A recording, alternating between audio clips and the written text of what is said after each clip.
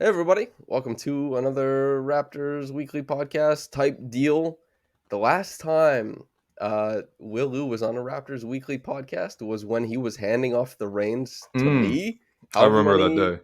however many years ago when you got plucked from Yahoo and then Uh-huh. Yahoo and then Sportsnet and now I think like objectively the number one basketball podcast slash radio thing in Canada, right? Objectively, but like I think everyone's got their favorites. But no, salute to you, man. I remember that day because that was like what 2019. I think there might have been like a reaction podcast and a weekly podcast. We both. I'm not sure which one it was. I think Zarar was on it as well. Shouts to Zarar, giving people Mm-hmm. opportunities since I don't know as soon as he started this thing, basically, because Yeah. he was the original one who kind of took this whole thing on. And no, man, it's been great to see. Like you have really taken this thing and not only kept it going, but like taking it to a different level. Like obviously whoever takes this spot on the show, like it's going to be able to put their own like personality and their own like unique spin on it. And like, I mean, I hope for all the projects that like I've been a part of that they continue to be successful. So it's cool seeing Amit continue to do what's happening at Yahoo, and it's cool to see you doing this. And like, so salute to you first and foremost. Like I feel like you've really found your voice in all of this and carved out your lane with it, brought something unique to it. So yeah, man, just incredibly proud of what Raptors Public can do. That's most of the credit goes to just RR, the platform. It's Yeah, I agree. completely unique. I don't know if other cities, other markets have like the same thing, especially with the impact that RR has had placing Yeah. people in media elsewhere. The lineage, I think, is Zarar, Blake, you, myself, as far as like people who talk a lot on the website. hmm Is that does that sound correct to you?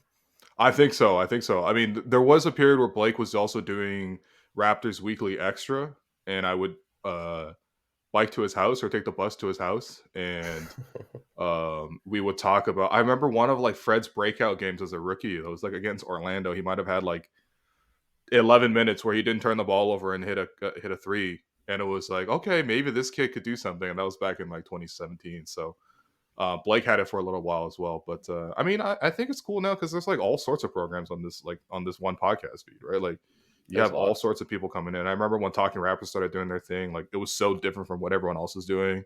I think some people are still like, why don't they talk about basketball? It's like, yo, they're talking about basketball. They're just having fun with it, which I feel like so many people forget that point when they do this whole thing, because it's like, yeah, I mean, we can get into the weeds, and I think some people like getting into the weeds, but like most time people just want to like chat with their friends and have like a really good time talking about something they love. And I feel like Talking Rappers has always done that. So yeah, I mean, That's obviously there's like 4 or 5 shows now, but Yeah, yeah. it's expanded since then. How long was the commute to Blake's house? I feel like Blake can you know what, I'll just let people know where Blake used to live because he doesn't live anywhere close to there anymore. But it was like at the edge of Liberty Village, so like believe the exact intersection with King and Atlantic. And I lived like along Dufferin at that time. So it was actually just one bus or like one bike. So it was like probably like 25 minutes, 30 minutes. That's Plus not I played bad. soccer around the corner from there. So there's a lot of times where I was just like dressed for soccer, but we're talking about hoops. Hell yeah. Yeah. The first thing everyone wants to hear about, free agency. We're on Oh, the great. eve. We're on the eve of it technically. I know. I assume you and I are in the same boat, like because you and I don't aggregate a lot of stuff, and No. I assume it's because you don't listen to a lot of stuff. Like, how No, I often are you? listened. Do you really? Oh, I listen. You I talk about listen. I it that read, often and you listen? and I Wow. read everything. I know it's kind of like a really all consuming kind of thing. Because I feel like if I don't, then I really only have committed like I don't know, like 4 hours per day onto this thing, and I feel like not I should. I mean, like I don't think your value of work should be directly tied to how many hours, but I'm just like I want to be embedded in it. So like I read everything that comes out. I listen to most of the major news breaking podcasts, I would say. And then yeah, once in a while scroll through the aggregators and see what happens there. Do you 1.5 speed? Do you listen on faster for aggregators? Yeah, absolutely. Yeah. 1.5. It depends on the pod really, but yeah. Yeah. Okay, so you were caught up then probably. What I've Oh, and been everything. paying Yeah, of course. Yeah. what I've been paying attention to mostly is the Fred stuff. Hmm. There's rumors, there's stuff about Pascal, of course, but Fred is the one that looms large. 2 years, 83 million is the suggested rate he's going at the Hmm. Houston Rockets. I'm curious, you know, you don't talk about being sourced or anything like that, but what's your sense of the situation with Fred? Yeah, I don't have any direct tie into the Fred. I feel like other places. I think I probably have a little bit more direct information, but not Fred. Um, I I just feel like logic should prevail at some point. Like, I understand the idea of it. Like, okay, so Houston needs to reach the salary floor, and you give Fred this 2-year deal, and it kind of holds you over for a while. Maybe after 1 year, you trade it. It's a large expiring contract. Like, I get all that, but like, are you really going to be paying that much money for Fred? It just feels like such a massive overpayment, especially coming off a year where it wasn't his best season. I think maybe overall it ended up being better, but at the start of it, I would say maybe the first third of the season it was really disappointing. Um, and I don't think it moves you any closer to anything meaningful. Like I don't think it puts them into playing contention, for example, with Fred VanVleet on the roster. Kind of ties you up from doing other things that you could do with your cap space. Like they could presumably do like a John Collins thing where you just got a player for free essentially because you have a lot of cap room. You could have done something like that. Um, you could sign other free agents to that amount as well this season. So to me, I don't know. I mean, I understand that the reporting's all moving that way, and I trust Mark Stein. He's a longtime reporter. He's very, very plugged in, and if he says that it's going to be a surprise if Fred does anything else other than signing this like huge mega deal from Houston, I believe him, but also at the same time, I also feel like I don't know. Like it just doesn't sound. I would need to see it. You know what I mean? Like I'm not saying that it's false, but there is a lot of information that comes out this time that makes me feel sideways about all of it. What about you? I think I believe it, A. Okay. Like a like Okay. a lot of the stuff that comes out, obviously you hear it. We hear stuff throughout the year. The people closer to the top hear more from more Hmm. reliable sources, but stuff trickles out. A lot of the times, kernels of truth, if not whole pieces of popcorn, let's say. I think that Houston is ready to give the bag, as it were. Hmm. And Hmm. the most important thing I want to ask you is that if you're the Raptors, because at the start of, I don't know, at the end of the season, I went and looked at all the comparative salaries from guards and shooting guards, and that Fred was like the 27th highest paid. And if he Hmm. got 30, he would be, or if he got like 27, 28, he'd be like the 18th or 19th. And I kind of settled on thinking his market is maybe around like 30 million, and it goes up to like 32, 33 maybe. Yeah. Yeah. Do you think it's possible that he finds himself back at that just to stay home in Canada at a higher tax rate? Because Houston, this that tax is not, Hmm. you're not feeling it. Do you think there's a possibility that Fred wants like the comforts of home more so than he does, I guess, I don't know, like an extra 16, maybe 21 million, something like that? I mean, it's hard to say unless you really know Fred directly, but I think there's a couple of things you can offer. Well, first off, do you have any confidence that your stay in Houston is going to be 2 years? Is it going to be more than 2 years? Don't get the sense based on just how they're structuring this contract that they even see Fred as like a long term thing. It's almost like, hey, we want to bring you in, but mostly we want to essentially create this financial tool. Maybe we appreciate if you came in and brought your value, but like realistically, that's going to have no effect on the bottom line. Right? There's unless we make a series of moves, the Houston Rockets are not even going to be in playing contention with or without Fred VanVleet. So you would have to accept no winning. And I also think that, like, if you're the Raptors, I suppose your advantage here would be okay, so we could offer you a third year, we can offer you a fourth year. I probably wouldn't go to a fourth year with Fred. I feel a little bit, queasy about sort of just what the last year and maybe a year and a half have looked like for him health wise. I feel like we burned him a lot of miles into him. Obviously, not having a credible backup that Nick was comfortable with in that time, or that was quite frankly productive in a winning way, has obviously taxed him. But also at the same time, there are limitations when it comes to Fred. Like if he is your main playmaker, if he's your main ball handler in a pick and roll setting, like there's only so many things that he can do, right? We see end of shot clock scenarios. Um, you may say the creativity is low, but it's like it just doesn't. You never get that same feeling of confidence that you would with like another player that let's say would make a max or even make something close to 35 or 32 or something like that. So um, I think you could say all that, but at the same time, like for Fred, like how much do you value winning? The continuity being a home, I'm sure that there's some part of that with him, but there is that extra amount of money when in Houston. I think for a man with like a family and some young kids, being moved around a couple of extra times. If he goes to Houston, let's say he gets traded on the second year of his deal. Now you got to move again. Now you have to build all your relationships over again. How's that going to impact you going to free agency at that point when you're 31? So I think it's not as simple as just like, oh, there's like an additional amount of money that Houston is definitely going to pay me over the next 2 years. Um, so there's going to be all these things that sort of weigh into it. But I think if Toronto is within like 5 million, then I think yeah, Toronto can get it done. But like if it's like a difference of 10 million per year, then maybe Fred just says screw it. This is a once in a lifetime thing. Like you're an athlete. This is your earning window significantly is like probably 10 years. So you want to earn as much money as you can at that time. But I think it would be a kind of a shame for him too. Like you would just see a player who is definitely very proud, definitely wants to win, is about the right things, going to Houston, and realistically, there's no upside at all for him to win. And again, maybe the money is just worth it, but to me, it would be a bit of a complicated decision, and I really wouldn't fault him either way. It's understandable either way. I think the big thing is that anytime I've heard about disparity in salary, Hmm. every once in a while there's a player who kind of bucks tradition, Yeah, and yeah, typically they go where the money is.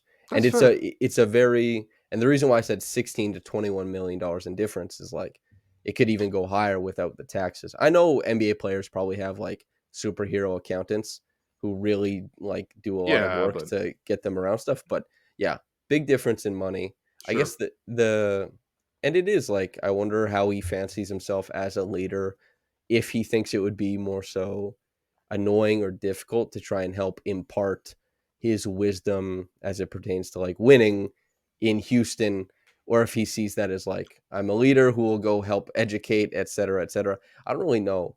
I don't have a great sense of what how he might adjust that situation, but the comp for like 32 to 36 Hmm. is Donovan Mitchell, De'Aaron Yep. Fox, Drew Yep. Holiday, and so listeners, readers, viewers, you got to make qualms with Fred, whether he ends up in Toronto or Houston or Chicago or whatever else is, rumored. It's going to be a lot of money. Oh How do you yeah. think? How do you feel about that? Let's say Fred comes back on the 3 year, 100, moving into next year. Fred's the point guard. As you mentioned, there's limitations in the pick and roll, mostly because even though he was pretty good in the pick and roll with Yak since Hmm. the All Star break, but rim pressure is a big deal, and he's Yep. not able to provide that. How do you feel about him with Pascal, with Scottie, with presumably if they're bringing Fred back, they're in the tax and they're, I don't know, running it back? How do you feel? I mean, I don't think anyone's particularly excited about it, but I think is it the most prudent decision? Like, first off, you would need to find a way to fit both Fred and Jakob. So what are the other salary shedding moves that you would make subsequent to signing them, right? Like, let's say you sign Fred for salary starting around 30 next year, and you sign Yak for salary starting 18 next year. You would need to number one already get rid of that. You could probably waive and stretch Otto's money over 3 years if you wanted to. Can you make a move involving Chris Boucher that turns him into a guard? I think that probably balances out the bench better, regardless. But then again, Chris was also fairly productive off the bench. It's just one of those weird guys that you can't fully predict or ensure that he's going to be productive on a night to night basis, but you do know that he will have some incredibly productive nights. And so, on the whole, he's a positive player.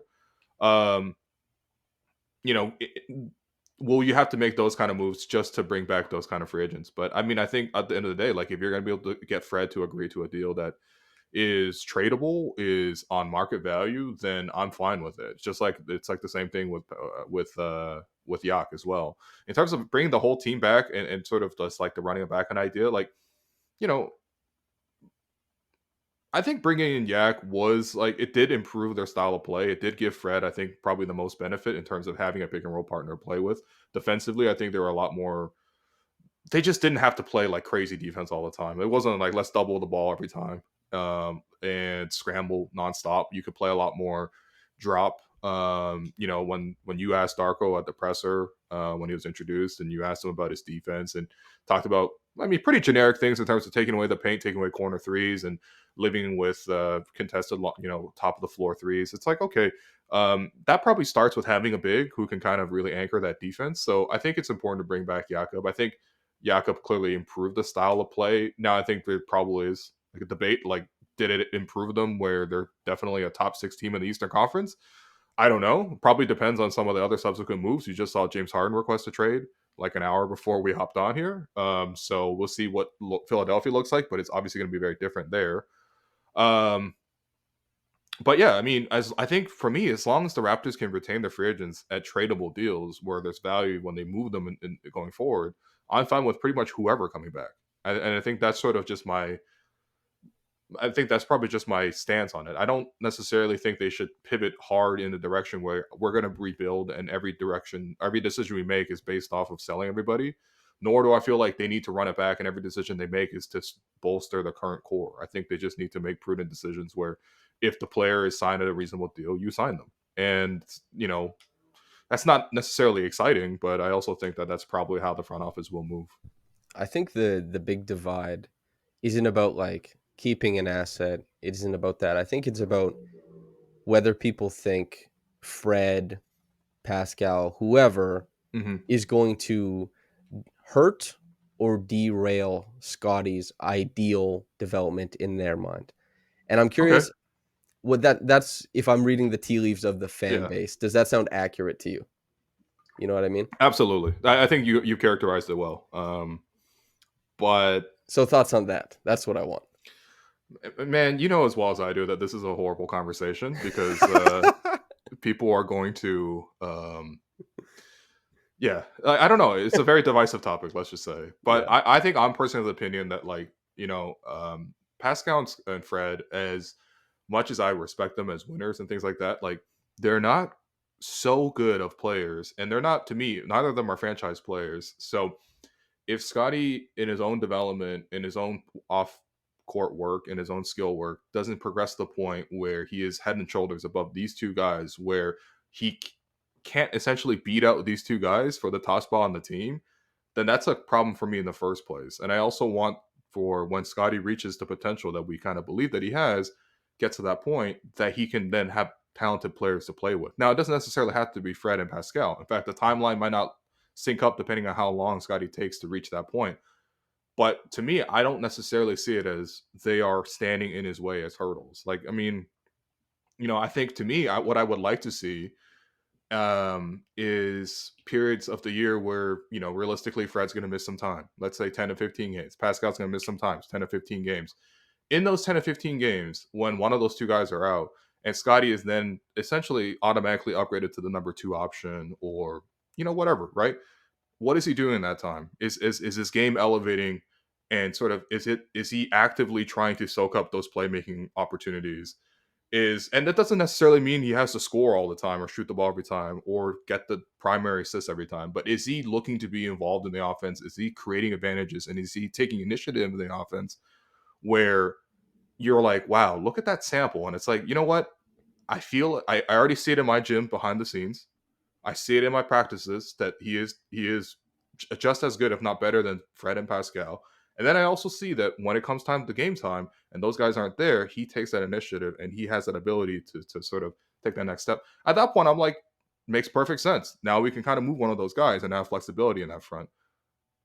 In my opinion, I haven't seen that yet. Not from what he did in the second year. I think one of the more haunting parts of this past season for me was in November when after Pascal went down, and Fred had started the season definitely in a weird new role. I say weird in the sense because it was like he had taken the first 3 games, he took like 9 shots or fewer or something like that, maybe 11 shots or fewer. But regardless, like it was like the season before that, he had done that like once. So for him to do it 3 straight games was clearly like, oh, this is a directive and something that they're purposefully trying. Pascal was clearly number one, and no one else was really even remotely number two. I would say Pascal started the season that greatly, but then when he got injured in Dallas, the games subsequent to that, there were so many games where I watched Scottie, and I was kind of just like, you know, are you going to sort of like step into this opportunity that's right there for you? Now, Fred is obviously going to be overextended as a playmaker in that stretch because I don't think Fred should be a number one option. But in those games, Fred was a number one option, and it wasn't like, oh, Fred was the number one option because he's just like, I need to be the guy. This is my chance. I'm going to show them. It felt very much like no one else was really going to take that initiative to create.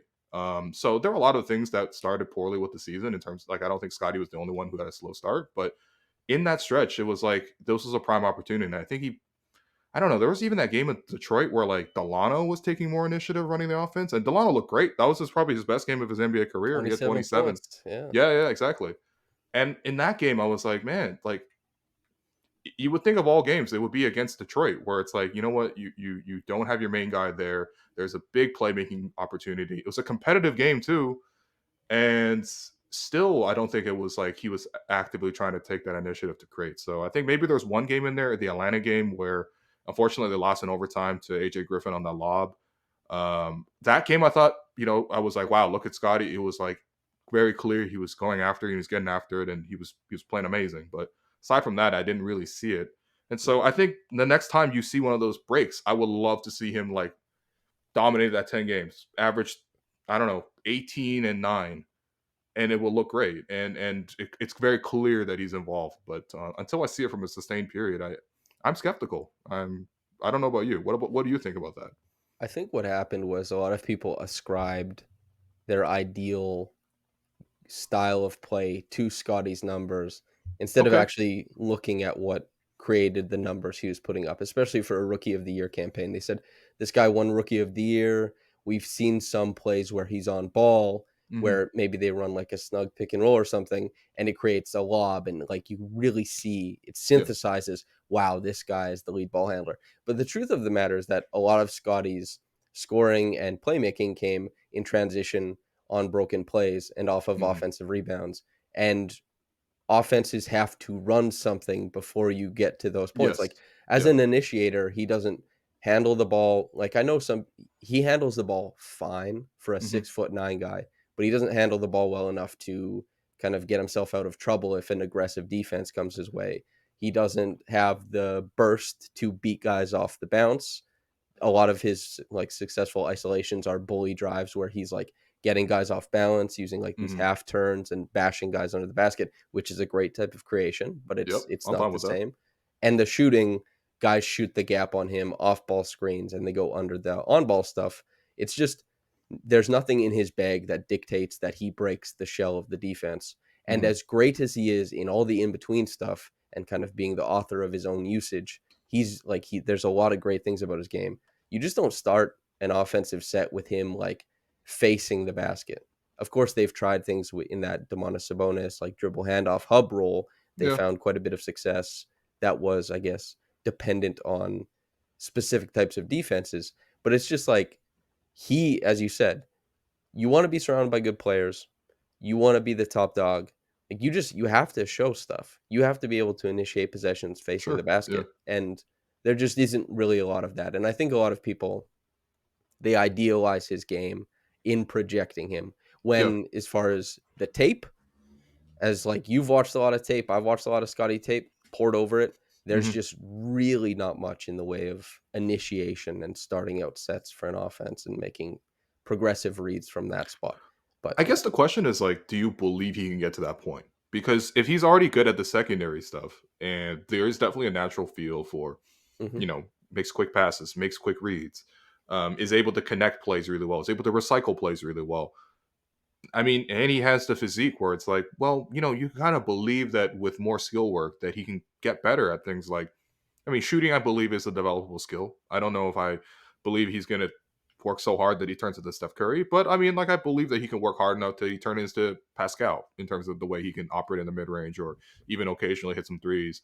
Um, and with his frame and with his size, like, do you believe that like there is that jump that he can make? Where right now we haven't seen as much of the playmaking kind of chops in terms of that breaking the shell as you mentioned, but maybe I don't know, maybe with some work it gets there.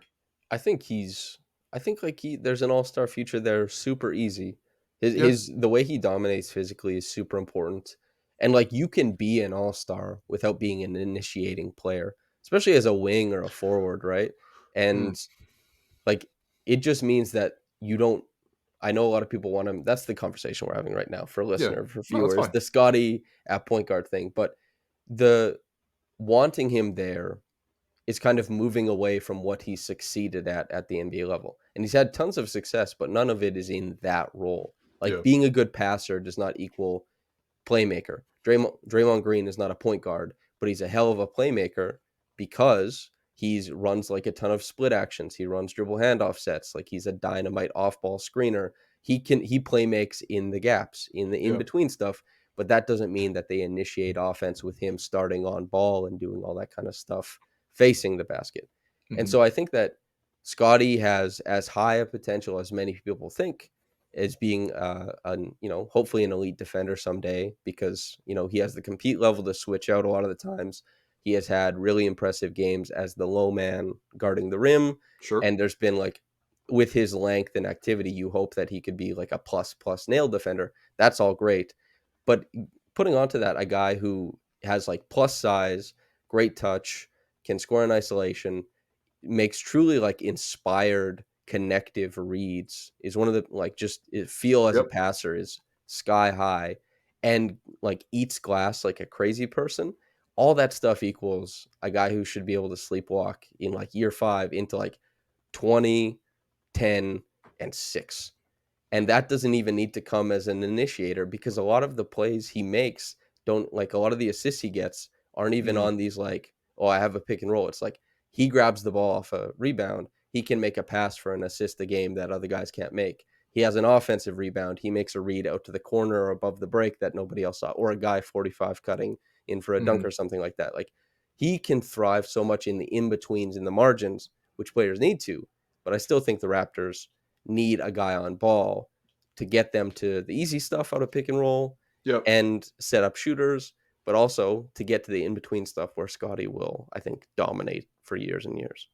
Sure. Sure. I mean, that sounds like what's the profile of that kind of player? Like, I don't think it's He's necessarily unique. He's Draymond unique. in that way. Is it like more of like a ball handling Demontis Sabonis? Is it like, It's I think he would be like extremely unique because Sabonis is this like he's a great playmaker as a big, but a lot of mhm, his it like that leave behind, yep, the in the dribble handoff. Draymond wishes he had the body that Scotty has and like the vertical pop. And sure, yeah, Scotty already as an isolation scorer is more advanced than both Demonis and Draymond. I think Scotty at his peak will be a player that we haven't really seen before, but that okay. doesn't mean an initiator, which I guess not to go too long on this. If Fred's not back, stopgap options. Oh man, well, this is a Yeah, lot. This is, I mean, this is not a toxic situation or conversation as much as maybe not even toxic. I think it's just like difficult conversations don't necessarily need to be of so much avoided. I think that's probably just my own personal thing. But no, I mean, like, what are the stopgaps, right? I don't think there's like existent options on the roster. Like, I think right. we've seen plenty of times over the last 2 seasons where Fred hasn't been available, and so Pascal's your main playmaker. Or Pascal's a playmaker, but there's a guard out there, but it's like a Armani Brooks, or it's like a Gary Trent, guys who are off-ball shooters who essentially wait for Pascal to initiate and break down and then kick out, essentially like that. Scotty, I think, depend again, it all depends on the skill work that happens this offseason because maybe he comes back in the summer and you're like, wow, he is starting to do a lot more of, off the dribble kind of activities. His jumper is a lot smoother. He can get to his pull up jumper a lot more. He's much more willing to do it. And maybe we can run possessions a lot like that through him, or maybe we run a lot of the bench possessions with Scottie as a guy who dribbles down and initiates a lot of dribble handoffs, and we have a lot of off-ball actions. And so we don't necessarily need somebody to always run pick and roll and then drive into the paint, touch the paint, kick out, make the next play, and sort of get the sequencing going. That's part of it. But I also think at the same time, even with both those things being, you know, I would say direct downstream effects of if Fred moves on, I still think you need a point guard to absorb like, I don't know, 24 minutes a game of doing things like running a pick and roll and making the right reads or getting into tight gaps and touching the paint. Because yeah, I mean, to me, it's like even a guy like Jakob Poeltl, for example. I feel like a lot of Yak's success on the offensive end after returning to Toronto was working the pick and roll with Fred. Like Fred gave him 50 assists. The next closest guy was like Pascal at 26. I think Scottie at 24. And whatever. You could say Fred runs more pick and rolls than other guys. That's fine. I don't think you can run the amount of pick and rolls that Fred and Jakob ran and just give those exact same pick and rolls to Scottie and say that Scottie ends up giving Jakob those exact same opportunities. Um, so I think you still need a guard that can, handle, play make. And beyond that, I think it just like cuts some of the exhaustion off the guys. We already saw like how tiring it was for Pascal this past season. He started the season so well, came back from injury, was still playing pretty well, but there was a bit of a, let's say, 10% drop off. And then post All Star, there was like some real moments of drop off when they went out on the road in that West Coast road swing.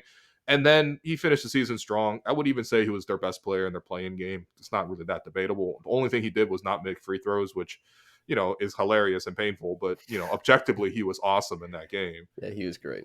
And so, like, that's fine, but you still need somebody to sort of, come in and be a guard. So, if Fred does move on, I mean, look, there is the mid level that opens up. So, are there any mid level guards you like?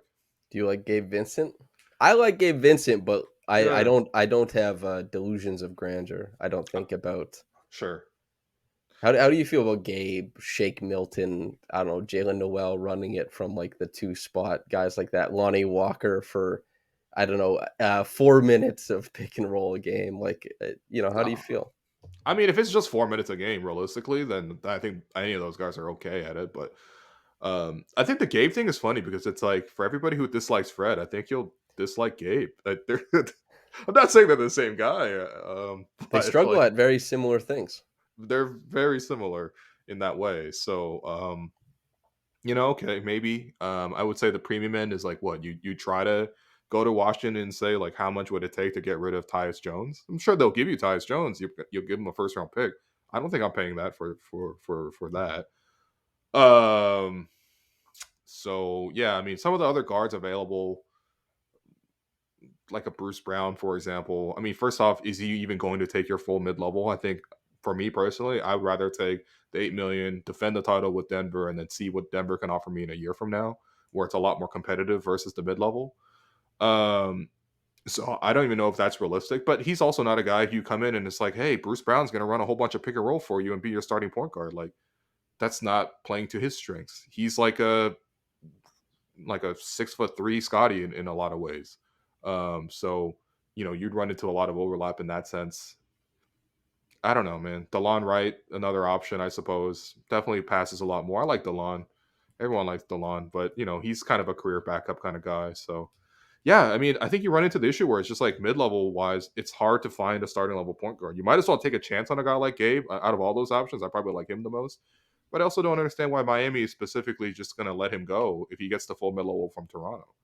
It, Like, I I, think there are definitely financial moves that Miami can make to accommodate Gabe, someone that developed to stay for that similar amount. I think Gabe is great. But that also like he was very specifically a guy who it helped a lot that he gets to initiate with Jimmy Butler kind of roaming in case things go Yeah. sideways on a possession, and that Bam. I know people have qualms about Bam and some of his creation, but as far as being a guy on the dribble handoff who will help supplement your own scoring or your own spacing with his screening and then popping and finding the right angle for you to make passes, but also just like getting you clearance. Hmm. Like the Raptors don't have as cushy an environment for I think Gabe to slide into as Miami might have right now. And Yeah. then like there's a reason why Fred is north of 30. Like the Fred, I know the Raptors fandom has soured on Fred significantly, and a lot of that has to do with competing conceptions and parasocial relationships with players and kind of like feeling well, yeah, right. And feeling like That part's so awkward, man. I don't fully understand where this idea even came from, to be honest, because I don't remember in previous seasons. Like you and I have been Raptor fans and covering the Raptors for a long time. This is the first year where it's like really, really strong of like Fred's holding these guys back, or like Fred's like secretly like a terrible human being and like undercutting these guys. And I was just like, you know what? In previous years, I was just like, yo, this guy sucks, or like, yo, his true shooting percentage isn't strong, or like, I need a guard who's quicker, or I need a guard who's taller. And I was like, yeah, okay, that's a basketball conversation. Yeah, I get it. Maybe we could disagree, but I get it.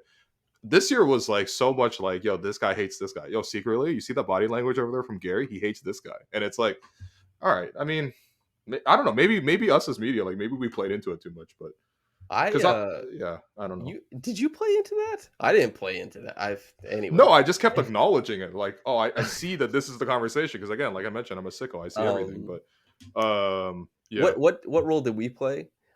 Geez, I don't know. I think that now this is we're gonna cut right after I talk about this, but I think that okay, all right, this the newest era of politics has kind of reframed the way people approach the news they get. And there's like a interesting. very large hunger for conspiracy. And people don't approach conspiracy as conspiracy. They superimpose conspiracy onto what their interests are. And I Mm, think there's a lot of people who enjoy the drama, the conspiracy, and if they don't like Kim Kardashian and the Kardashian sisters, they like Scottie Barnes. Then Scottie Barnes and Fred are enemies, and there's like stuff to read into that. That's I my like that takeaway theory. on it. That's an interesting theory. That's Hmm. my opinion. The direction. Do you have a rebuttal you'd like to give? Anything there? No, I mean, I think I'm thinking more so in terms of like what is the root cause, but I think especially for people Yeah. who are extremely online, that is typically the pattern that people fall into, and it kind of happens in the way that you mentioned it. So, like, I actually buy into that theory. I mean, that's not to say that there's no truth behind any of it. That's always the thing with the conspiracy theories. Like, maybe sometimes you're right, right? Maybe sometimes guys actually don't like each other, but realistically, like most of the time, you are trying to, or you are reading into the scenario in a way that sort of appeases your outcome of the fandom. Yeah. And I just also have to think like sometimes people have to step back and it's just like it's human beings playing a basketball game professionally, and there's a lot of impetus from everybody to work really hard and try to win basketball games. And it might not be as complicated as sometimes we try to make it out to be, but at the same time, like I don't know. This year has been really, really strong on that front, and I just don't know where in particular it all kind of started from. But It's maybe, as you mentioned, maybe this is just a society that we live in 2023. We live in a society, quote unquote, where yeah. Well, that's you know, also there's like a healthy skepticism, a larger amount of skepticism for media now, and 100%. that's also manifested not so much in being like, what is the New York Times telling me or the New York Post? It's like, why is Raptors media? Because again, it's what you interact with. It's like, why is Right. Raptors media the cabal with Fred type thing? What do you think that says about the direction of the team if Fred doesn't come back? Do you think other moves have to be made? Like, do you think? Sorry, I'll say this Yeah, more yeah, sure. distinctly. Do you think Fred going elsewhere forces the Raptors into other forms of decision making, i.e., team building? I think it's got to be part of it. I think it has to be part of it. And I think for me, it's like you can try to make this work with another guard if you have some path to making that guard happen. Um, Maybe it's a sign and trade to some degree. Although there's not like any guards. I mean, first off, if it's Houston, Houston doesn't even have to sign and trade. That's why I'm rooting against Houston in this scenario because it's like if Fred wants to move on, fine, but go to a team where there's a sign and trade. There's not a sign and trade with Houston. You know what I mean? You're getting back like nothing actually. They have just tons of cap space.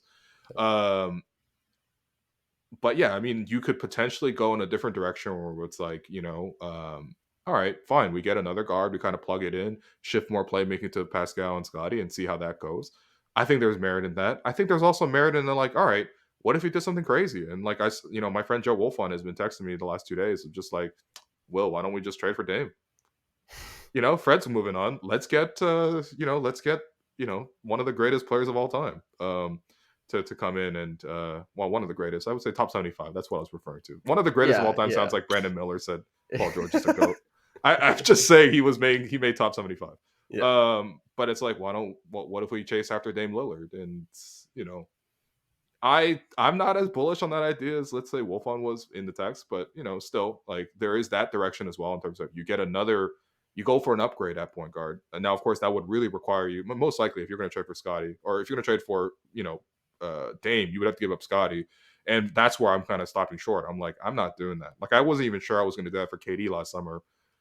I pretty clear in my mind that KD's a better player than Dame for me, so I'm not doing that kind of deal, but regardless, like, the other really tangible decision you have to make is like, okay, well, then at that point, why would you not pivot off of Pascal? And again, like, teams will call you. Teams were already calling. Like, the teams called. Atlanta was really in on Pascal in terms of, like, they were really interested. I Hmm. don't think Pascal was interested in going to Atlanta. I don't think the Raptors were interested in necessarily making a deal with Atlanta based on the available assets that they had. But, like, it's just a sign of teams being interested in Pascal, which is no surprise. A lot of teams would love to have him on the roster. I think Grange reported like a list of like 5 or 6 teams that were in contact with Toronto about Pascal. Do those conversations get a lot more serious? Let's say if Fred does move on, and honestly, what's Pascal's aptitude to stay if a guy like Fred were to move on with no sort of like replacement coming in? It's not like Fred, they're a combo deal, but I think as with any player who's 29 and very serious about winning, he would look around the situation and be like, you just lost one of your at worst top 3 players on the roster in terms of performance, um, and you didn't replace him. Where's his direction going? So there is that question as well. But yeah, I don't know. I think out of all those, the most easy decision or the most easy path they would pick would be probably rebuilding without Fred. Yeah. I think like a lot of teams, there's probably like 10 or 11 teams in the NBA over the past 3 years. Like Cleveland Cleveland and Toronto really had a lot of conversations before the 2021 draft. Before Scottie Barnes was even a Raptor, Hmm, Pascal was like somebody Cleveland was paying super close attention to, trying to get. And there's a interesting. lot of teams that view Pascal very clearly as like, well, that's the guy who immediately, if we put him on the team next to our guy, Hmm. we have a shot, and Yeah, we're gonna be there. Maybe we get over the top, and like it makes sense. He's an All NBA player. It's not that often that you get a guy, and like there's been injuries to the wing, the forward, I sure. guess, Yeah, yeah. but like an All NBA player, you don't get to add those guys very often. Um, Teams are interested now. Whether or not I know there's like a contingent of people who are like, well, Griffin Jr. is like younger than Brandon Miller actually, and he's like a really interesting Oh, player, and yeah. like I agree. yeah, he's probably a lot better than most people think just because he didn't have like a ton of media, and he shoots the hell out of the ball. He's got a bit of Hmm. a handle. Maybe you build something around that with Atlanta, but again, like teams, they're probably a lot less interested in a rental than a guy signing on. And if Pascal, according to reporting, is not actually like, hey, I'm not going to give you guys more years after this, the imperative to trade more guys doesn't really make sense. I mean, you could also call his bluff though. You You know what I mean? could, If you're you Atlanta could. and you're like, listen, I know Pascal right now in this current moment, when we trade for you, you are not agreeing to sign an extension a year from now. But at the same time, we feel very confident about you coming here, and you're gonna love it playing with Trey Young, and you're gonna love what Atlanta has to offer, and He we're gonna goes go to into the Atlanta, playoffs. wins Finals MVP, then leaves in the summer to Los Angeles. Sure, like he does. Honestly, that would be kind of fire because I would love to see that happen to another franchise, not Toronto. Yeah, exactly. But like, yeah, I mean, I think teams can still call their bluff, even if Pascal and his agency kind of put out the word that, hey, we don't want to go anywhere. And I think that was genuine, by the way. I think he really does want to stay in Toronto. I think that, Hmm. yeah, and it's not just like, oh, because only Toronto can offer him the supermax. I really, I think it goes deeper than that. And I don't think Toronto was going to offer the supermax to Pascal unless he took another significant jump in his step, or in his game, which is possible but unlikely. Um, I think the thing that he can do that yeah. maybe doesn't put him in supermax, but just like above the break threes. It Yeah, doesn't have to be pull up, but catch and shoot above the break threes would he did it for like half a tangibly season. improve. Yeah, that 2019-20 was a crazy year, man. Yeah, Everything worked. He shot everything worked. 34% on pull ups on like 3 a game. And he would intentionally, exactly. It was like 3 a game. He would intentionally go for the pull ups. And I Yep. think honestly, the way Pascal approached the 3-point shot in that season, um, kind of ended up screwing him in the end because I felt like he would always want to like establish the three and then get into the different parts of his game. And I feel like he completely reoriented in his list of priorities when it comes to his game. Right now, his priority is like, I'm gonna destroy you one on one. Like, you know what I mean? Like 99, not 90% of defenders you put in front of me in the NBA, I'm gonna destroy a matchup one on one. You're gonna have to bring help. And then I'm gonna make my decision from there. But realistically, I'm gonna beat you, whether that's I get past you and I go to the rim, whether that's I stretch past you and go to the rim, whether that's me getting an angle and getting my little hook shots off, whether that's me getting the mid range pull up, and he's gone really good back to the basket, face up game, all that kind of stuff. And then the three is like a bonus thing. I don't feel like he like loves the three, you know. In a Hmm. weird way, it's like Shea in that same way, although I think Shea's better. Yeah. But like Shea's kind of in the same boat. But I think yeah, Pascal really reoriented like just like his whole relationship with the three. But I think he's good enough at the other parts where it's just like, yo, listen, if you can do some of the easier things like catch and shoot for three, and you take like I don't know, 4 a game, 5 a game, and you make two, all of a sudden you've scored 6 points much easier than you would have Yep. otherwise, you know?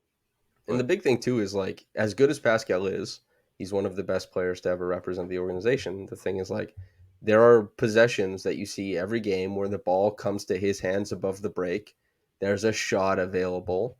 It's not taken. The mhm, defense kind of gets to rest and find their way back into it, all that kind of stuff. But yeah, I guess let's do the MLE thing that people want to know. We talked about Gabe Vincent as a replacement. But mid-level exception, let's say the Raptors get their home run scenario and they have an MLE to work with and they're running it back. Who do you want to supplement this team? So I have a list of names. You pick okay, them out. So got we've you, got got you. you, and this can be full MLE, this can be partial, whatever you want. So we got Javon Carter, Kelly Oubre, Lonnie Walker, Trey Lyles, Jalen Noel, Josh Richardson, Shake Milton, Gabe Vincent, and Seth Curry. Do any names pop out? Honestly, Gabe is probably the best out of that group for me. Um, Do you wow. like Jalen Noel? I know he Do had I a like down Jalen year. Noel, man? He's It's like this a is Twitter guy, no, big time. exactly. I was gonna say this is blog brain kind of thing where it's like, yes, everyone who like looks at basketball blogs is like, you know what, low key Jalen Noel is pretty good. You know, maybe has a 6 man type of trajectory and you know can create his own shot and um, you know he's just got to get into the better situation than Minnesota. Would I mind taking a flyer on him? No, go ahead, like add him. Like with Fred on the roster, if you could somehow find more money, go get him. I would love it. Like, there's a real chance he becomes your third guard in the rotation. I would love that. But as your starting guard, I mean, I can't say any of those guys are definitive starters on the Raptors. Hmm. I don't know. Like, is anyone standing out to you in that case? I so I don't know, like It's a Shake non. It's Milton not a was a sexy guy list. No, come on. when so here's what Shake I was Milton was a thinking. guy. This is what I was Oh thinking man. with if Fred didn't come back, I was like, okay, Shake Milton can run like has had success running pick and roll with Joel. He can come Hmm. off the bench in transitional lineups and maybe do something with Jakob. Maybe. Jalen Noel, I am also over the years went to cleaning the glass and saw, the 1 year, the percentiles and like Hmm. three Yeah. pointers, Oh rim yeah. finishing, mid range, like it was there. The unassisted percentages were high. That's great. He had he shot 29% from three last year. That's not good, but maybe it Mm-hmm. gets better. Like that kind of stuff, interesting. I don't think you have to sign a forward or a wing. Like God, Christian I mean, Koloko, yeah. Jakob Pertl, Pascal Siakam, Scottie Barnes, Precious Achua, Otto Porter Jr., Chris Boucher. It's just completely unnecessary. So you're just looking at guards basically, and like they're all fine. I would want They're fine. Yeah. I would want Jalen the most because I think in my head I see like the highest potential, and then Gabe, who maybe even out earns the mid level exception, right? Mm. Is the guy who seems the best. Is like, wow, if he came off the bench, that's pretty healthy. That's pretty good. Yep. But again, he's being talked about as like the contingency plan for Fred, not paired with Fred, Gary, Grady, whoever in the backcourt. Yeah. It's not sexy at all. I know like whoever gets signed, people will talk themselves into it, and Uh, everyone will go look at their best points per possession in whatever play, and like there will be highlights. But I talked to myself into Aaron Baines, so I me think too, anything's man. possible. Bro, It's that one game where he hit like 9 threes, I think it was against Hassan Whiteside and drop yeah. coverage like the whole time. Like maybe not drop if he's hitting 9 threes, but maybe after Aaron Baines hits 8 threes, you're like, all right, maybe I'm gonna switch. Maybe they Maybe, were that scared of putting Hassan Whiteside in space because that's like he bro. on defense. There's that meme of him running around the Heat locker room, and Yeah, like yeah, yeah. that's kind of him on defense sometimes. Do you But know it's where he Aaron plays Baines. now? Is he gonna beat you off the dribble 9 times? Because he did beat you from three 9 times. They could do like a get action, like they Uh throw huh. it to the guard like throws it back to Baines, comes off it really quick, and then like if Whiteside is up, you turn the corner real easy. I don't know. Where's That's Whiteside right now? Do you know? I have no idea. Yeah. He's definitely out of the league, but Hmm. I think, by the way, that season where Aaron Baines averaged 12 points, like that might be the number one thing on Darko's resume as an offensive coordinator because he was running Phoenix's offense that year. I'm just saying. Yeah. Yeah, That's yeah, he's the real shot doctor, not Nick Nurse. It was Darko the whole time. yeah. Um okay, we're gonna talk about confidence in the front office. Let's go. Where do you sit? I did a video where I looked at all of their transactions since the championship, Yeah, and like everything underwhelms basically. But I everything underwhelms.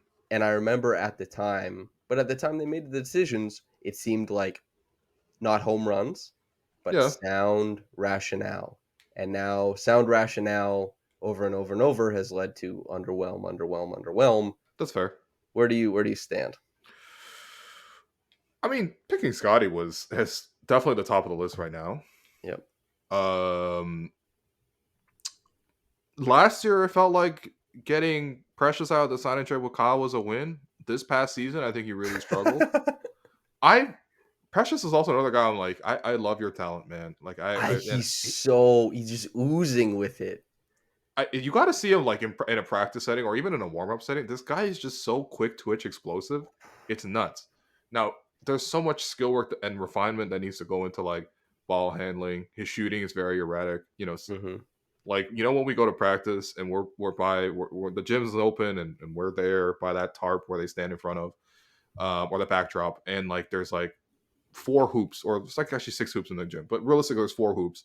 And Precious always does the Yep. shooting drill right beside us. And I'm always just kind of like, yo, I want to focus on the question, but I also want to look the other way just in case that the ball hits me. Because you just never know. Like if it was Danny Green practicing over there, oh, that's fine. Like I'm doing this press conference in peace.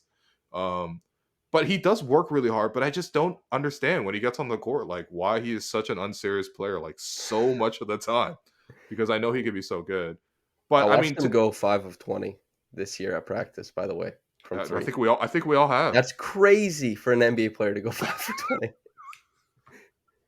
Like it's pretty, and he shot Yeah, 44% on catch and shoot threes over like a 3 month span. And this guy in the equivalent of an empty gym went 5 for 20. That's crazy to me.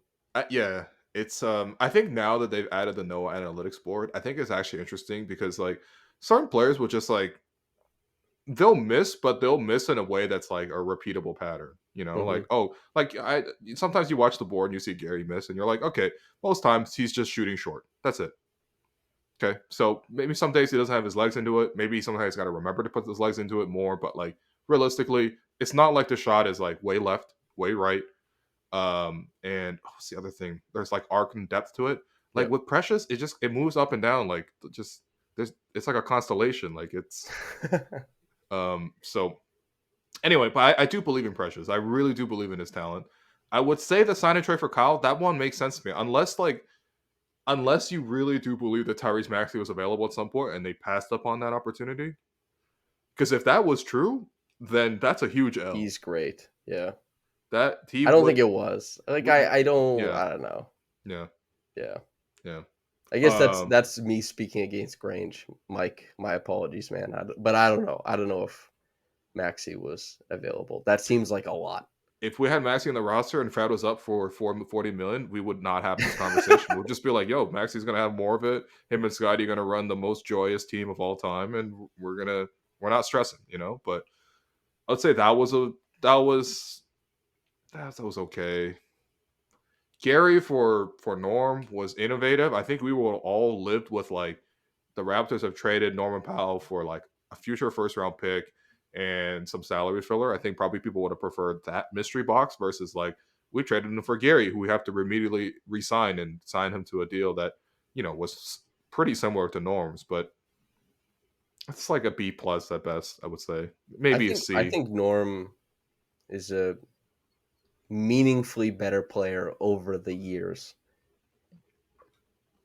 That doesn't have to No, be everybody's opinion, but that's where I, I stand on it. I agree. I agree. I think the only way you would have looked at it was like, um, there was a chance that Gary could be better than Norm given a more expanded role, and so you roll the dice at that time on that chance that he hits that. But realistically, his floor or his current production is lower than Norm. Now, I don't think you put Norm on the Raptors versus you had Gary on the Raptors this year. I don't think it even moves their win total even more than 1 or 2 games. Yeah, But that's it. Doesn't have to be anything really, though, right? It's ex- fine either way. so those are the kind of gambles where I'm like, you might as well take a shot because you're probably back in the same spot anyway. What else have they done well, man? The tough thing is that like Otto didn't hit, that Baines didn't hit, that Hmm. like a lot of the two-way guys didn't hit. And while people I understand they're upset to see O'Shea succeed elsewhere, they're upset to see Utah succeed elsewhere. It's I like mean, those were Utah made his case in Toronto, and when people watch, they're like, "That's an NBA player. He's an NBA player," but he had an easier context to fit in Brooklyn, and so he yeah, popped off because there were like an easier shot chart, easier stuff there, and then it's the same thing with O'Shea. It's like the Raptors, they didn't build like the most like Kyle Lowry was the guy who could turn anybody into anything. Like it's like you sure. play useful winning minutes when you play with Kyle, and while Pascal and Fred traditionally win minutes, they don't do the same thing with transitional lineups typically, Hmm. except the weirdo like no point guard lineups of 2021-22 where they won a ton of minutes, but That was it also while was Precious was shooting 44% on catch and shoot that's threes. correct. Even though we are in the gym every day watching him shoot 20% on catch and shoot And threes. they rebounded 40% of their misses, those lineups. And they didn't allow the That's other great. team to ever shoot at the rim. And it's How like, did that what? lineup even work? It was like it would be Pascal, like big brain, other guys rebound, hit a shot occasionally. A lot of transition too.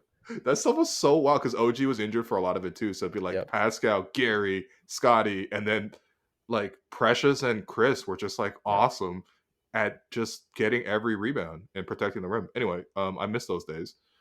Uh man, they're such a weird team in that year. hmm What else And it are the was, wins?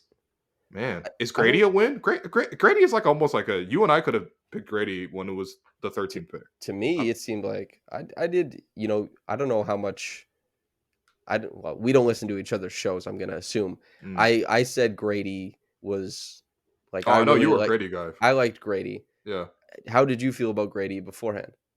I thought it was fine. I thought he would be gone before he got to Toronto. Me too. I So was I like, what was the just hell? like, He's there?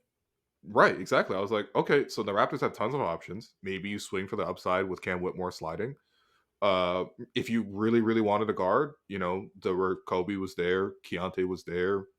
Um, And otherwise, though, there is the 6'8" shooter who, to me, looked like the best shooter in the draft. You take him, and it's not so much plug and play, but it's like finally you can take a prospect where there's like direct path to minutes, and there's a skill set that you need. Um, and I think he's probably going to end up better than some of those guys. Like hmm apparently, the feedback I got for the Kobe thing was just like it's one of those guys where you see him in person, you're like he's kind of small. Yeah, he's small for sure. yeah. And I was like, you know what, on the film and all that kind of stuff, because you look at the draft videos and you're like, okay, 6'4" guard, got the big wingspan, he goes to the basket, and he looks amazing at the college level. And then I think sometimes you bring him in your gym, and you're like, that guy's 170 pounds, and like maybe he bulks up, but he's kind of a scrawny little guy right now. And yeah, you could tell me this guy got a lot of skill. I believe you, but So I mean, yeah, no, I was happy with the dick move, but I mean, aside from that, I don't. Hmm, And even Grady Dick seems like he fell. They were in the perfect spot. It doesn't even necessarily seem like it was good process. It's like sometimes the draft is luck. Sometimes a sure, guy yeah, falls. yeah, Like yeah, OG Anunoby is a lucky pick at 23. yeah, yeah, I agree. Like he there's a reason people we use the sexy blogger pick, right? That was the quote that came out is like Yeah. everybody liked this guy. I guess he just fell, and that Well, it was injury that time. well, he had a torn ACL, right? Hmm. But even then, because he was, from what I heard from scouts at the time, not at the time, but retroactively, was he was considered like a top 7-ish prospect. Sure, Had a yeah. torn ACL in an era maybe just before people realized like if you tear your ACL, you'll come back and you'll be just as good. Like medicine has advanced to that Mm, point. It maybe gotcha. wasn't as common in 2017, but I don't know. Grady Mm, seems like just such a home run pick. The other thing I want to talk about, because you've talked to Grady, you'll do tons of Grady conversations. We'll both talk to Grady in Vegas, presumably, and have Grady stuff coming forward. Developments you're looking forward to next year, yeah. regardless of like just guys we know will be there. What do you most want to see, and what do you think is most likely steps that will most likely be taken? Did we pivot off the Messiah and Bobby conversation? Because going back to the history, I'm like, hey, it really is underwhelming. Like I'm coming to the same conclusion as you. It's underwhelming. And then I wrote a piece, I don't know, like a week and a half ago, where I went back and looked at the cap situation, the decisions that were made Mm. 2013 to 2023, and it was just like they're okay now, not succeeding, but the fall off from a But if 10-year you're run, okay for like, they were yeah, so every decision they made wasn't like, oh, they won that. It was like no, it was they smashed it. incredible. It was Yeah. like Gravis Vasquez is going to the Bucks for Norman Powell and OG Anunoby. How? Andre Yeah. Bargnani became the ninth pick and Hmm. Gravis became OG and Yeah. Norm. Like, that's Yeah. unconscionable. Fred, Sure. undrafted all-star, Fred, Pascal, yeah. all NBA at 27. Even DeLon like is a hit, the line of the hit is like, man, not a lot of 20th picks have like go on to have like 10-year careers. That's You know what right. I mean? And can be part of a deal where you trade for Marcus All. You know what I mean? And like Exactly. also, it wasn't even just like all the picks they were making were great, but like the trades they were making were great. The players that they retained from the previous era played way better than they were in the previous era. Yeah. Kyle, Terrence, Even Terrence into KV. Surge was a huge deal. That's outrageous. Even thinking about it now, like at Yeah. no point should you ever say that Terrence Ross plus whatever value a 29th pick is And you should know get what's you in Serge funny? Ibaka in any context. Yeah. You know what's funny? They had to get rid of Surge because Biombo played so well with the Raptors that he got signed an exorbitant contract Yep. into the Magic and created the cluster that the Raptors were like, "Hey, we'll help you get out of that cluster." Mm. Like they helped put him in it and then said, "We'll trade you out of it. Here's a shooter, Terrence Ross." Another Crazy, another man. great another great signing. Bismack Beyond for like the biennial exception. Ended up They being a really good backup big for you, and then obviously had huge moments in the playoffs. yeah, And then as an offshoot, played so well as you mentioned that it bumped Serge Ibaka out of there. Although I don't know what the Orlando Magic were cooking in that season, man. I nothing. was there's one of my favorite plays from Sarge's career is him in Orlando and like I don't know, probably played like 40 games there. There was a play where the game was tied and the go-to play was Serge going one-on-one on the baseline and he hit a baseline jumper for the win at the buzzer. And I'm like, this is awesome for you. I'm happy for you, Serge. But what the hell? An NBA team Yeah. really said my go-to play at the end of the game is Serge Ibaka one. Not even like a pick and pop. Serge takes a shot. I'm cool with that, But like, no, Serge, you're creating, you're jab stepping, you're fading, and you're hitting a game winner. So anyway, Do you ever yeah. play Legend Zelda? Um, I played the one that they released for Switch in between Breath of the Wild and this current one. Okay, so Breath of the Wild, there's like a cooking mechanic in the game, Yeah, and yeah, you yeah. can cook a bunch of different things. Sure, yeah, yeah. If you cook something atrocious, it will give you a picture that isn't even a picture of food. It's just like pixelated green chicken, and I Mm, feel like that's what Orlando was cooking. Like yeah. it's just like this unintelligible. Like I'm actually so happy for Orlando that they actually have like a good, fun young team now. Because I'm Yep. just like, you guys have to struggle for so long. Like, how are you guys still Hmm. around and relevant as fans? But yeah. So no, you're right. Like I think you move from that era, and you could say we were spoiled, but like everything compared to then, like the Raptors have had essentially like B level management at best since then. I Yep. would say the only thing that they've done really well is not sign anyone to like crippling deals.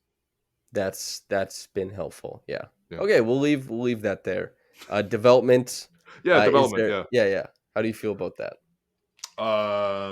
Obviously I want to see Scottie come back with more, I would say more skill work, but just like in terms of just like, you know, is the handle, I don't even care if it's necessarily tighter or if he can get lower, or if he can dribble even more comfortably with either hand. But it's sort of like, is it more functional? Does it get you into more spots where you're able to come off of a screen and you're able to get into the middle of the floor, where you really are a threat because maybe you've developed more comfort with the mid range pull up. I think you could do the mid range pull up. A lot of times it's like guys are dropping, and so it's the pickup, everything like that.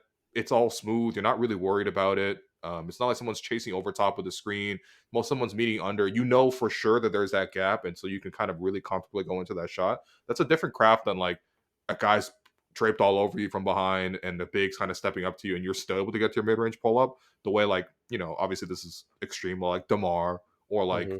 Kawhi or like KD, those guys under every duress, they're still able to get up to their shot. It's a very different level, but it's like, is there more comfort level there? Obviously, you want to see more work done in terms of catch and shoot 3-point shooting.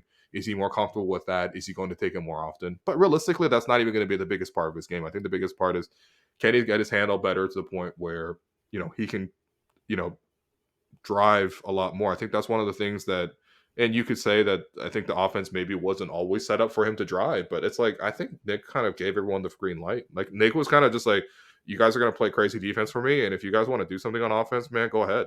Yeah. Maybe make sure you go for the offensive rebound, but like other than that, I don't have firm rules.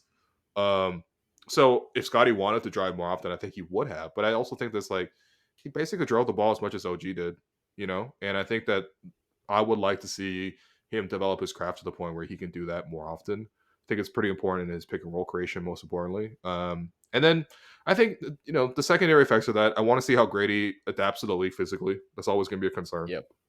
I also want to see not in terms of just his physicality on defense, because I think that's the obvious part, but it's like, are you strong enough to like get up, get away with your little push offs, or when you come off of the screen, are you able to hold your position, you stay tight enough, and you get that little separation that you need to shoot, because that's the stuff that he's gonna have to live on for his Hmm. career. So he's got to get better at some of those kind of things. I'd love to see, does he have a little bit of ball handling in his career? Because I feel like if he's as good of a shooter as we're sort of all anticipating him to be, the rest of the offense should come relatively Hmm. easier than the other guys. Like Delano's got to like really cook you and then create an advantage and get to the rim. Scottie, I think probably even to a similar degree, has to cook you or like bully you at some point. When you're that good of a shooter and you're able to move like that, you're probably gonna get guys flying at you all the time. So like even something as simple as like a one dribble sidestep, which we've seen Yep. him do various points in college. Can he do that consistently at the next level?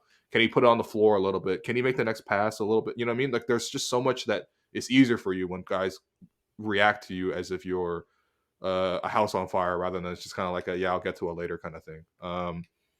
I will honestly, I think the same thing for Gary. I don't see a reason why Gary couldn't be more of a movement shooter. It was disappointing to me. Where it's like I understand that he hasn't really been that in his career, but like why not? I don't know. Like is it as simple as like maybe move? Like you I know what bet. I mean? Like obviously there's more craft that goes into it. There's more like reps that go into it, but like can you develop in that way where it's like you're not just a guy who catch, stand still, shoot? Those are good things for you, but can you come off of screens? Can you curl off of screens? Can you run a couple of dribble handouts with Jakob Proto? I thought like one when you saw Jakob come to Toronto, I was like, damn, him and Doug McDermott have a great two-man game. And most of it is just Doug McDermott moving and Yak Hmm. actually feeding and reading where he's going to move and making good passes and screens. That should help with any shooter. So I want to see Grady do that. I think Grady's more of that profile of player, but I don't see why Gary couldn't do it. I think it'll make him like probably 20% more effective as a scorer just with more movement. Precious, I think he needs to decide if he wants to be an undersized big or if he wants to be a wing. I think right now he definitely thinks he's a wing. And that's okay. I'm not saying that in a pejorative way, but if it's like, okay, you want to really decide in that direction, well, there's a lot of skills that you're going to need to add to that and a lot of refinement. and you're going to need to find ways to be effective, even if your game as a wing doesn't necessarily translate to the court. So many games last year was like he's not even interested. Hmm. So can he improve his mentality? I think in game, off the court, I think he's a hard worker. I don't think there's any doubt. You and I always see like he's always in the gym shooting extra. Um, those are probably the major points.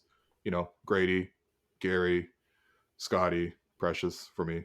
Yeah, I think Precious is one of the 10 best athletes in the league. He's Okay, all right. just the. It's not only that you talked about quick twitch, but he's unbelievably strong. Like Yes. part of the potential with Precious is that he, especially in 2021-22, is like he was such a plus on defense that it didn't matter whether he was figuring out whether he was a wing or an undersized big on offense. It was just like he can kind of do whatever because we keep winning minutes because he's Yeah. like you could put him on Luka. You could put him on Giannis. You could also have him, the Raptors when they play Jokic is like, okay, you put Precious on Jokic and you hang a guy in the lane for the over the top pass, and then Mm-hmm. you could switch it when he comes up to above the break and it's OG or something like that. He, man, he's got a really high potential. I just hope he figures it out. And Same. yeah, Scottie jumper. I mean, if you're that big, teams will put you in the prove it situation as far as like a catch and shoot guy for like 4 years. So That's fair. let They do that it to come Pascal along. still. Yep. Yeah. So like handle, you got to get it working. Gary, maybe instead of like the movement shooting, I think maybe reads after he gets the closeout, because he gets the closeout, he gets downhill, and it's like always a shot. And Mm, guys step up sometimes. It's like sometimes there's a lay down there or a spray to the corner, and not for him. he No. doesn't. No, not for him. Yeah, His mid and range, is pretty good. the push shot for like half the year was at 55% Yeah. between I think 4 and 14 feet. That's Yeah. absurd. But I think it again, finished at the kick out to 49, the but corner might look even better. it might, as long as it's Grady instead of Precious, Sure. That's let's say. fair. That's fair. Last thing, Yeah. somebody wanted to know the origin of hello and welcome. Yeah. Where's that come from? I don't even know. I think it's just like isn't a normal thing that you do when you're kind of It's like introducing something. sure it is a normal thing for Yeah. sure, but there's also like an audience element. It's like hello and welcome is like Yeah. you're welcoming people to your space. Did you hear it somewhere and you thought, okay, this bangs. This is what it is for the next my life, you know? No, I didn't even think I was doing it. Like I don't think I like consciously understood that I was like doing this until like I think Keyshawn put out some tweet and it was just like something about just like the hello and welcome, and I was like, that's so funny. I really do that.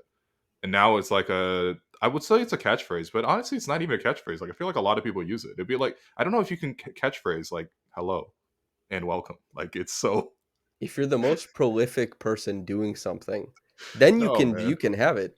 I don't even mean that in any type of way, but it's like, Yeah, well, yeah, yeah.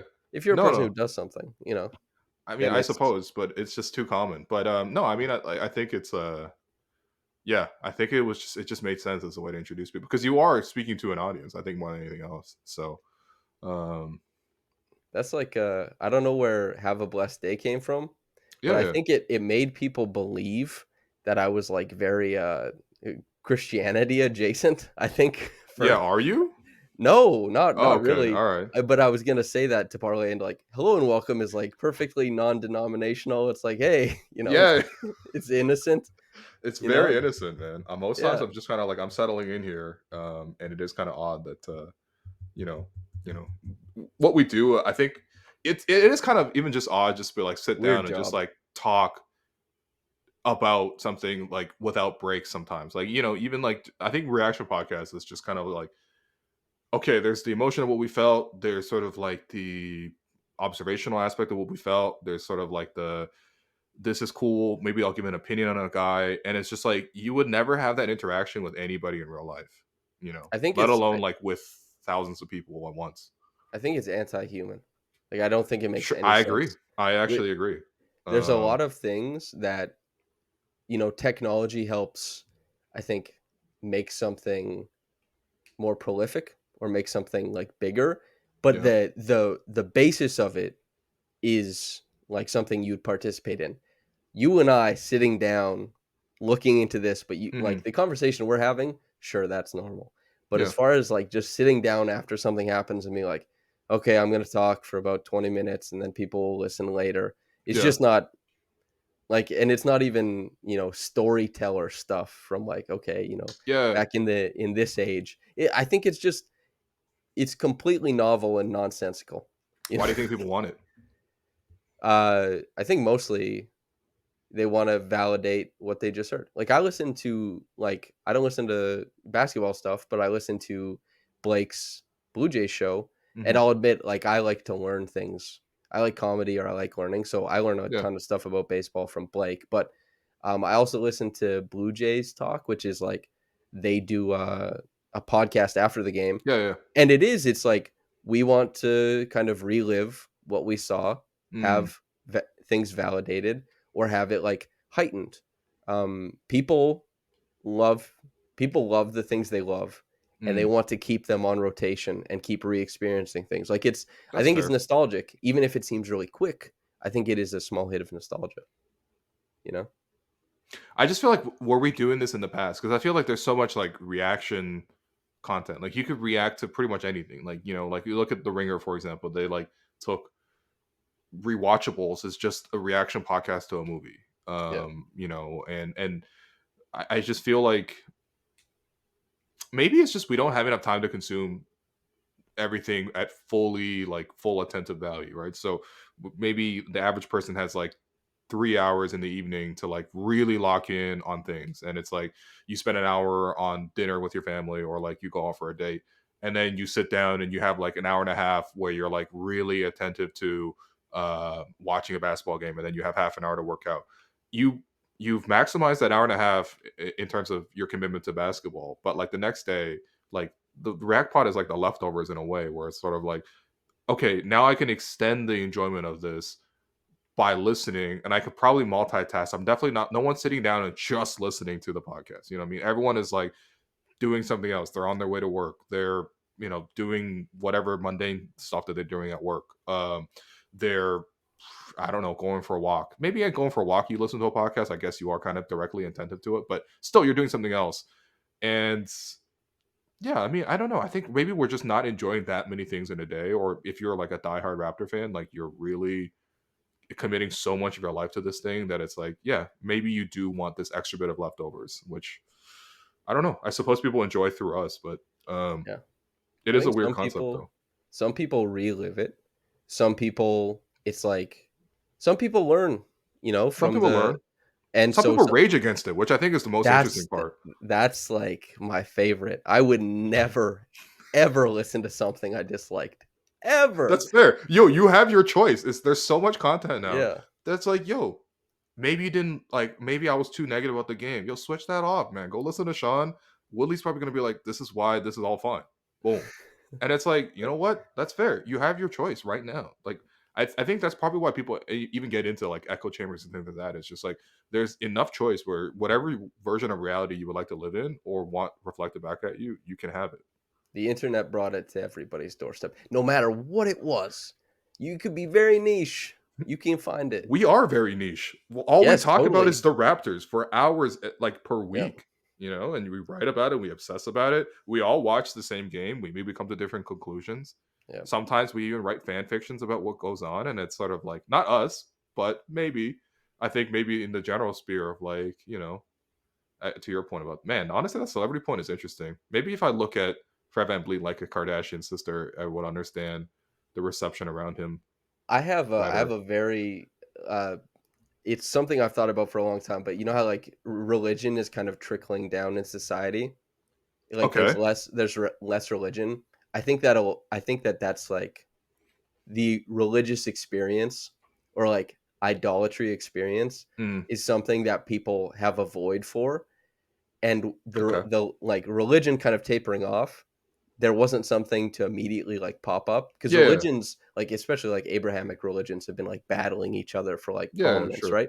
But the Abrahamic well, I guess Islam is getting more and more popular nowadays too, especially in the Western world. Mm. Regardless, though, I think that like, celebrity culture and the idolatry of celebrities, for a lot of people, filled that, like, religious void or that idolatry void. That's No, not a it's good very thing. bad. That's a It's a very very that's bad thing. and it's not, I'm not even saying that like religion is the only thing. You gotta fill it. Like Right, right, right. I'm very atheist, but like yeah, I would fill it with something else. Like, you know what I mean? This is like, this is like Gabe Vincent being your starting point guard now with Fred gone. Like, it doesn't have to be Fred. Fred is Yeah, religion in this case, but I don't yeah. want it to be Gabe.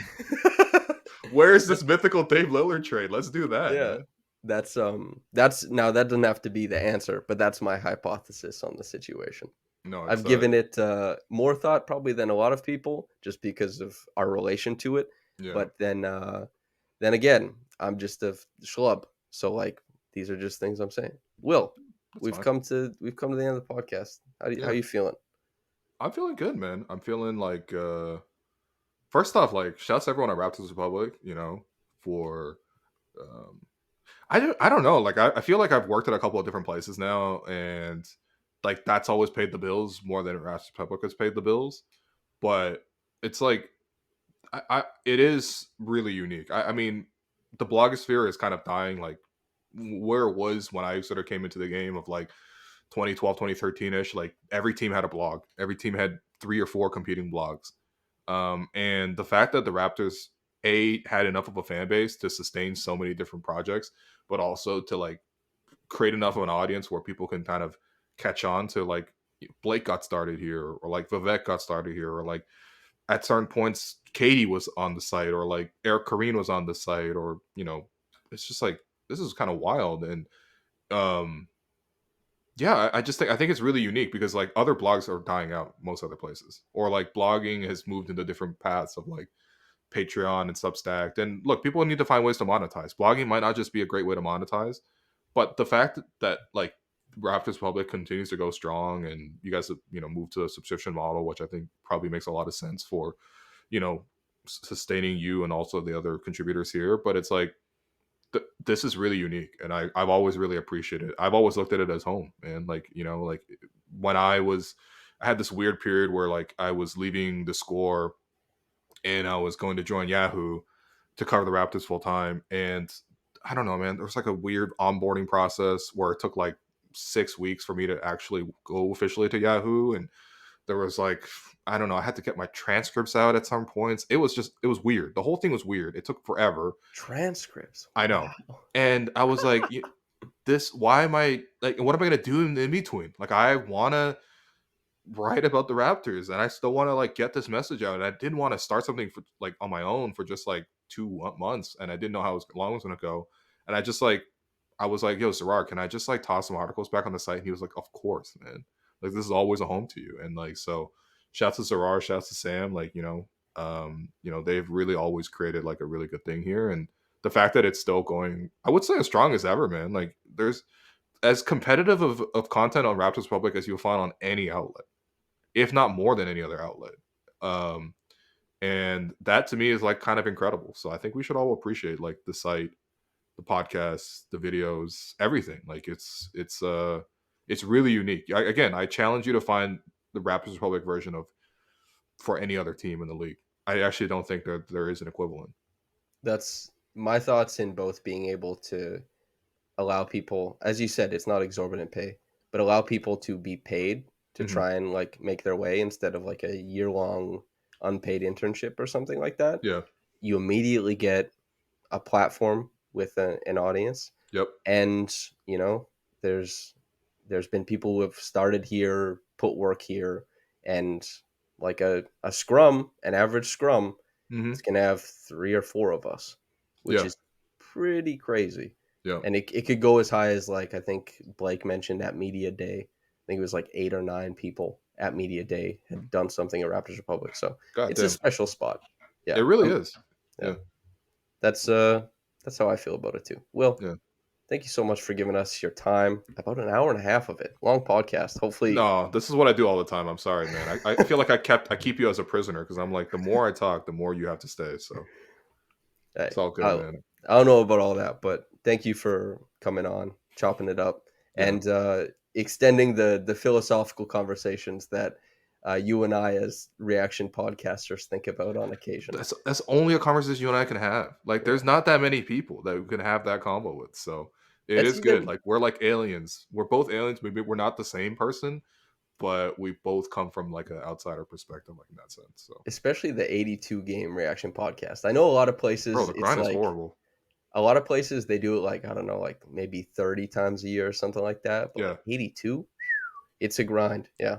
But yeah, Will, do you want to plug yourself? Sportsnet, Willie yeah. I Show, mean, without going. just follow my stuff. I mean, I think that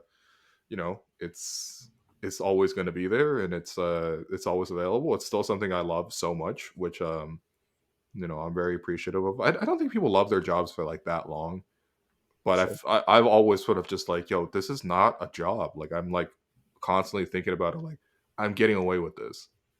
Like they're letting me do this. You know what I mean? Like I got down to the practice facility the other day, and I'm like, everybody's here to talk to Grady, and I get to talk to Grady for like 12 minutes one on one.